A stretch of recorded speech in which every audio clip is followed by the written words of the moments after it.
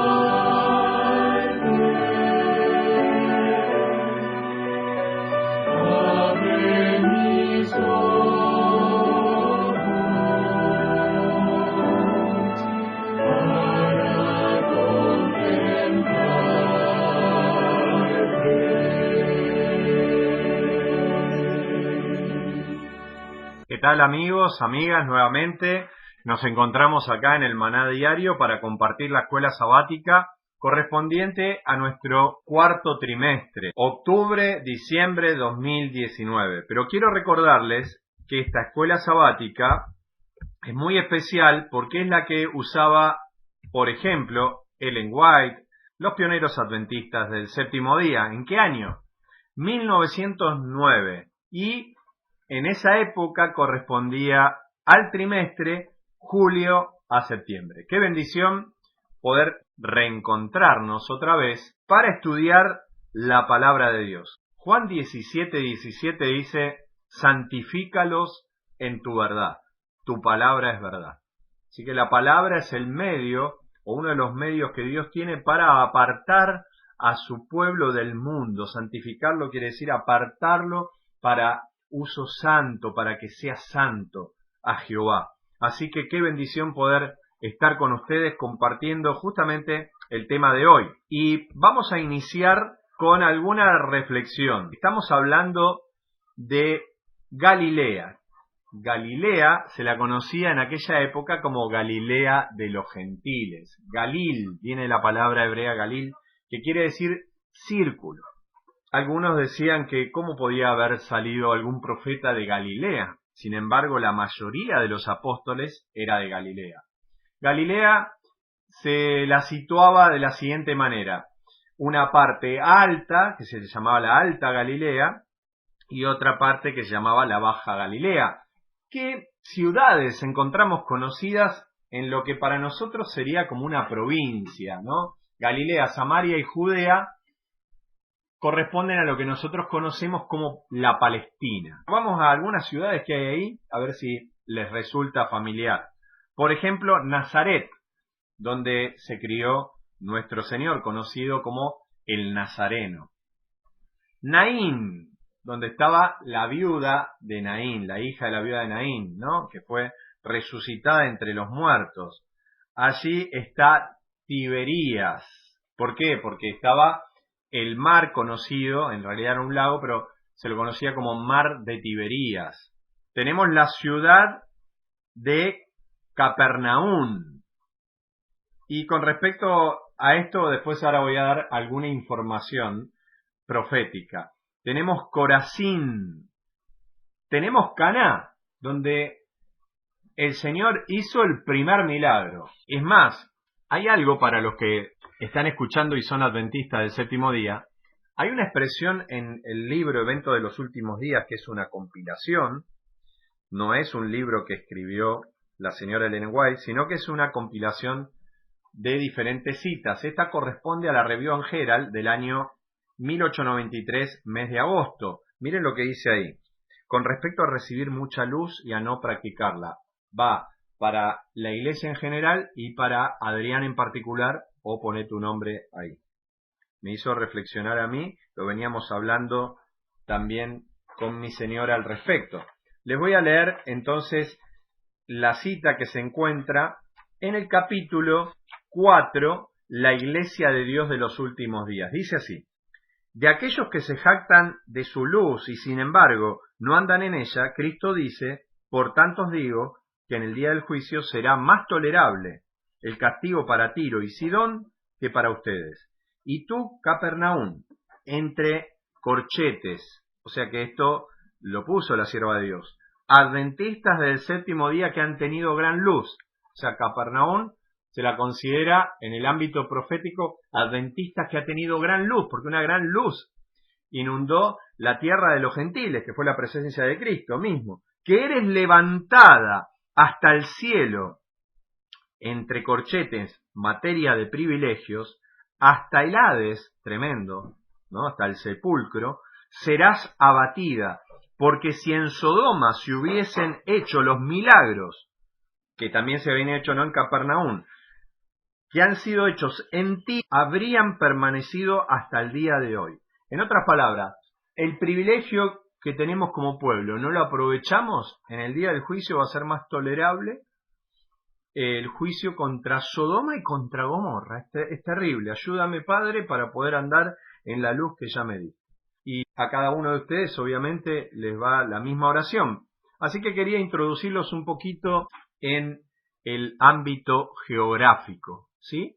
Pero vamos a la lección de hoy, que es lo que nos compete y realmente lo que va a traer justamente luz para que podamos vivirla. Ayer estuvimos viendo, o cuando escuchaste el audio estuvimos analizando, que Jesús se levantaba muy temprano de mañana a buscar al Señor. Yo comenté en el audio anterior una experiencia personal de que esa es la mejor hora para buscar a Dios para comenzar el día, claro, ¿no? Y para terminarlo sería la puesta del sol. Allí vimos que justamente a la puesta del sol de un sábado, antes de que Él se levantara a la mañana, vinieron muchos para ser sanados. No voy a dar las aplicaciones a la vida personal que las di en el audio anterior, la puedes escuchar. Muchos venían a buscar a Jesús para ser sanados al otro día, por lo tanto Él necesitaba buscar bien temprano en oración a su Padre, porque todos los milagros que Él hizo no los hizo por el poder que estaba en Él mismo, no, los hizo por el poder que recibía de Dios cada mañana. Esto es una alerta. La nota 1 justamente decía eso. ¿Cuánto más nosotros necesitamos buscar de Dios? Si Jesús, el Hijo de Dios, que Él nació de una manera particular, porque nació del Padre, donde no hay absolutamente nada de pecado, y de María, que ella tenía una naturaleza caída, por más que haya sido una mujer virtuosa por excelencia, de la cual dice la misma palabra que no se ha levantado mujer más bendita que ella. Y el privilegio, ¿no?, de que en su vientre haya sido concebido Jesús, el Hijo del Hombre, pero que a su vez, desde los días de la eternidad, era el Hijo de Dios. Volvió a nacer de otra manera. Él se sujetó a su Padre, vivió en estricta obediencia como cualquier ser humano debería vivir, y por eso, como un ser humano que tenía una naturaleza no pecadora, una naturaleza que tendía a hacer lo bueno, estaba en pugna con la otra naturaleza. Solamente que Cristo siempre le hizo caso a la naturaleza divina y por eso vivió sin pecado. Pero si Él necesitó vivir así, ¿cuánto más nosotros? Porque cuando vos aceptás a Cristo, recibís el Espíritu de Cristo, por consecuencia de haber tenido el perdón de los pecados, y el perdón vino por el arrepentimiento, por la tristeza que produjo Dios en tu corazón, de la cual no hay nada que arrepentirse, sino al entender cuánto amor nos tuvo Dios, que dio a su Hijo, ¿verdad? Entonces, ahí es cuando el Espíritu de Dios entra en nuestra vida, y entonces en los creyentes empieza una puja entre una naturaleza y la otra. ¿Y cómo poder vencer? Como Cristo venció, levantándose muy temprano de mañana. Este es un desafío tremendo para nosotros como iglesia. No podemos ver obras de victoria sin esto. Yo estoy luchando y estoy pidiéndole a Dios que me ayude, que nos ayude a poner en práctica aquellas cosas que sí sabemos, como esta que nos ha enseñado esta maravillosa lección. ¿Sí? Vamos al libro de Marcos, capítulo 1, y vamos a ir hasta el versículo 39. introducción del mensaje de hoy. Dice así la palabra de Dios. Marcos 1, y vamos a comenzar en el 35 hasta el 39. Levantándose muy de mañana, siendo aún muy oscuro, salió y se fue a un lugar desierto y allí oraba. Oración personal matutina. Le buscó Simón y los que con él estaban, que eran otro de los apóstoles, y hallándole le dijeron, todos te buscan. No eran todos, eran algunos. Lea el contexto, la parte superior, ¿no? Y ahí se va a dar cuenta quiénes estaban con Jesús, desde el versículo 29 en adelante. Dice Simón y los que con él estaban, todos te buscan. Y él les dijo, versículo 38, porque la pregunta es, ¿qué respondió Jesús y qué él hizo? Vamos a los lugares vecinos para que predique también allí, porque para esto he venido. Y predicaba en las sinagogas de ellos en toda la Galilea y echaba fuera demonios. Hermanos, qué importante es leer el contexto. Los que lo han escuchado me van a entender. Los que no han escuchado y están escuchando escuchen el audio anterior. Porque en el audio anterior yo leí el contexto de esto. Porque si no parece una respuesta como hasta dura de Jesús. Pero cuando uno lee el contexto se da cuenta que Jesús el día anterior había estado en una sinagoga, había ido a la casa de Simón, había sanado a la suegra de Simón, reprendiendo la fiebre. Al atardecer vinieron un montón de gente y dice que se agolpó, mire, se agolpó tremendamente casi toda la ciudad. Es más, no dice casi, dice en el versículo 33, y toda la ciudad se agolpó a la puerta. Entonces, cuando uno lee el contexto de las maravillas que Dios hizo a través de Jesucristo, y eso lo podemos ver en Hechos 10:38, lo voy a leer porque este es un texto que me gusta, que lo atesoré, casi lo puedo decir en forma directa y de memoria, pero estoy buscando, ustedes pueden escuchar el ruido de las páginas bíblicas. Hechos 10:38 dice lo siguiente: cómo Dios ungió con el Espíritu Santo y con poder a Jesús de Nazaret, o sea que era el poder de Dios que venía del Padre, y cómo éste anduvo haciendo bienes y sanando a todos los oprimidos del diablo, porque Dios estaba con él. Ese es el secreto de la victoria y cómo vencer el pecado y encima a las huestes satánicas que hoy se están levantando con poder en todo el mundo, pero Dios, hay buenas nuevas, tiene más poder. Dios es el Todopoderoso y nosotros tenemos que dejarle que el Todopoderoso venga por su Espíritu, que es el que nos trae el poder de Dios, para vencer el mal. ¿Cuánto necesitamos un bautismo del Espíritu? Pero volvemos al tema. Cuando uno va al contexto, hermanos, yo me apasiono con las lecciones. La verdad, me encantan. Por eso tenía un deseo enorme de que ustedes puedan compartir esto también con otros después que ustedes reciban y puedan ustedes mismos investigar. Cuando uno va al contexto, que es una primera lección para el que estudia la Biblia, entiende que toda la ciudad se agolpó a la puerta. Entonces la respuesta de Cristo cuando dice vamos a otros lugares, a los lugares vecinos, es lógica. ¿Por qué? Porque nosotros a veces nos estancamos en un lugar y nos sentimos tan bien y estamos sanos que nos olvidamos que los vecinos necesitan de la misma sanidad, de la misma paz que estamos teniendo nosotros. Por tanto, los grupos que se levantan deben ser grupos de oración y de trabajo misionero. Ahora estamos trabajando con algún hermano con respecto a esto mismo que le estoy diciendo. Así que no más que se levante un grupo, no solamente es para estudiar la Biblia, no solamente es para orar, es también para trabajar. Y de esa manera se acaban los chismes y se acaban muchas cosas cuando la iglesia está fortalecida por la oración, el estudio de la Biblia y la tarea misionera. Por eso en el lugar santo tenemos los panes, que representa la palabra de Dios, el altar del incienso, que representa la oración, y el candelabro, que ilumina, porque debemos ser luz en el mundo que está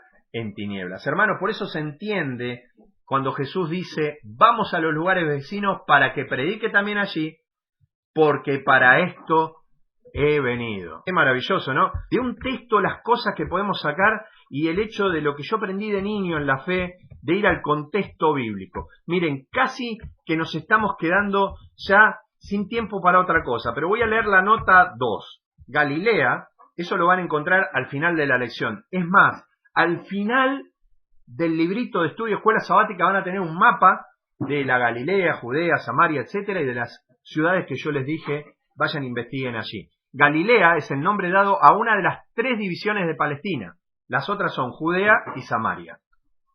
Este es el distrito que fue el más honrado con la presencia de nuestro Salvador. Por eso se aplica a la Iglesia Adventista los privilegios que tuvo. La cita que leí antes, evento de los últimos días. Aquí vivió por completo hasta los 30 años de edad. Por eso se lo conocía más que de Belén, de Nazaret. Y aunque, obviamente, él nació en Belén, ¿no? De Judea, para cumplir justamente la profecía bíblica, que en Belén iba a salir el Señor y Salvador. Pero dice, aquí vivió por completo en Galilea hasta los 30 años, y aunque después del comienzo de su ministerio visitó con frecuencia otras provincias, fue aquí donde residió principalmente. Y ahí dice Popular and Critical Encyclopedia. Bueno, hermanos, esa es la nota 2, y yo sugiero casi que vayamos a la próxima pregunta, que es la número 4, que dice lo siguiente.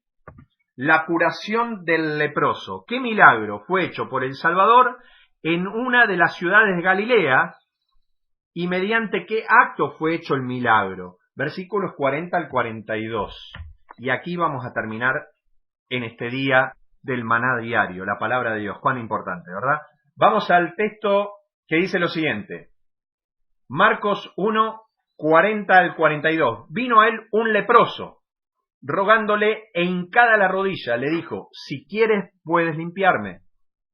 Jesús, teniendo misericordia de él, extendió la mano y le tocó y le dijo, quiero, sé limpio. 42. Y así que él hubo hablado al instante, la lepra se fue de aquel y quedó limpio. Un milagro fue hecho por el Salvador en una de las ciudades de Galilea, la curación de un leproso, hermano. La lepra en la Biblia es símbolo del pecado. Jesús vino para sanar y para sanarnos de la lepra del pecado. Jesús, al que quiere, porque dice que de tal manera amó Dios al mundo, que ha dado a su Hijo unigénito para que todo aquel que en él crea no se pierda, sino que tenga la vida eterna. Juan 3:16. Y Jesús no vino a condenar el mundo, porque Dios estaba en Cristo reconciliando al mundo consigo mismo. Entonces, miren, esa persona fue a Jesús y se hincó de rodillas. O sea, se humilló ante la presencia de Dios, porque Cristo es la presencia visible del Dios invisible. Si usted quiere ver a Dios, mire a Cristo. Es la mejor manera de conocer al verdadero Dios, al Dios de amor. Cuando él se hincó, humildemente dijo, si quieres, qué humildad, si quieres puedes limpiarme. O sea, qué confianza también en el poder restaurador de Dios a través de Jesucristo. Si quieres puedes limpiarme. Qué lindo sería que nosotros como pueblo, como iglesia, podamos tener este poder obrando en nosotros. Y está habilitado para nosotros porque lo estuvo para los apóstoles. Tenemos que creerle a Dios, pero tenemos que vivir como Cristo vivió. Enseñanza para mí y para vos. Jesús dice que tuvo misericordia de él, extendió la mano y le tocó. Qué interesante, porque desde el cielo se extiende una mano, que es la mano de Dios a través de Cristo para tocarte.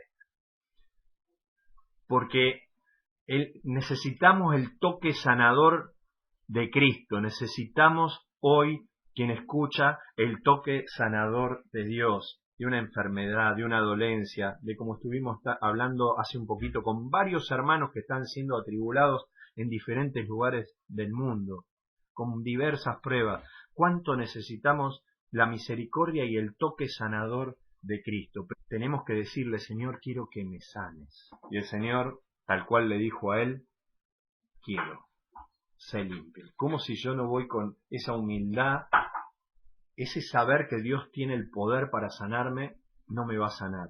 Si Él quiere lo mejor para vos. Él no quiere la enfermedad. Él vino a curarnos de la enfermedad. La palabra de Dios dice, Él vino para dar vida y vida en abundancia. Así que saca las ideas al diablo porque Dios te quiere ver feliz. Y dice la palabra de Dios que así que Él, cuando hubo hablado, porque hay poder en la palabra de Cristo, hay poder en la palabra de Dios, al instante la lepra se fue de aquel. No es que pasó mucho tiempo. Cuando vos crees, al instante Dios te sana para el que cree. Y quedó limpio. Y entonces le encargó algo rigurosamente, que lo vamos a ver en el día de mañana, porque hay lecciones, hermanos, voy a retomar con esto, pero hay lecciones que son preciosas. Pero así como la sierva de Dios dice que debe quedar algún deseo de saciedad, de alimentación, ¿no? Que no quede todo el estómago lleno, o sea, que quede un deseo de querer más. Entonces vamos a dejar aquí la lección de hoy, para que quede ese deseo de más de la palabra de Dios, para que mañana, si Él nos da la vida, podamos seguir comiendo del maná diario. Que Dios te bendiga, nos reencontramos el día de mañana. Cristo es mi amante Salvador, mi bien, mi paz, mi luz, pues demostró su grande amor, muriendo allá en la cruz. Cuando estoy triste encuentro en Él consolador y amigo fiel, consolador, amigo fiel, es Jesús. Cristo es mi amante Salvador, su sangre me compró, por sus heridas y dolor, perfecta paz me dio. Dicha inmortal con Él tendré, y para siempre reinaré.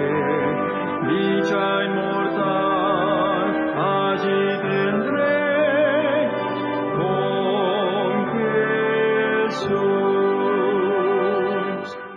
Cristo es mi amante Salvador, mi eterno Redentor. Jamás podré satisfacer la deuda de su amor.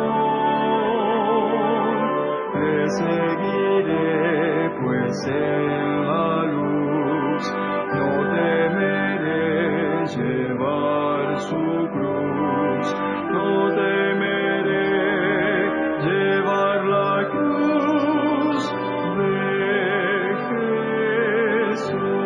Jesús. Cristo es mi amante Salvador, por Él salvado soy. La roca es de la eternidad, en quien seguro estoy. Gloria inmortal con Él tendré, y para siempre reinaré. Gloria inmortal allí tendré con Jesús. Recuerda, el pan que descendía del cielo cada día solamente daba fuerzas para enfrentar con éxito ese día. Por eso, permitiéndolo Dios, nos reencontraremos mañana para recibir una porción más del maná diario.